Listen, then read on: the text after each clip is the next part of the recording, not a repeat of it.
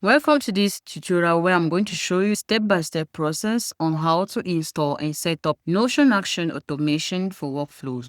Once you're in your account, navigate to App Marketplace, search for the app and you click on it. Click on Install and you head over to Allow and Install and you click on it. Ignore this tab. When you are done installing, reload the page and head over to the custom page itself, click on it.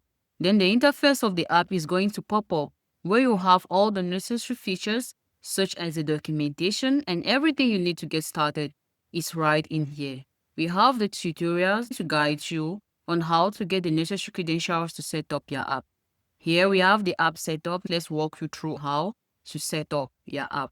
Click on Start Setup and we head over to our account which we've created online.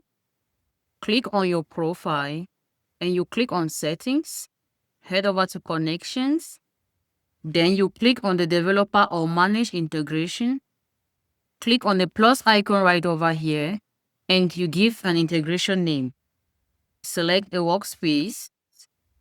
Choose the type which is internal and click on Save. Click on the Configure, Settings, and you head over to Save and you click on it. Make sure you toggle on all the access to comments right over here and click on Save. Scroll up to the sample integration secret code. Click on Display, copy the secret code. Head over to your account and then click on Complete Setup. There you go, your app has been successfully configured. We have the support center where you'll be able to create a ticket for the team and book a call with the team. We have the changelog feature where you're going to track all the updates and improvements made on this app. To receive emails, toggle on the email notification button, insert your email and click on subscribe.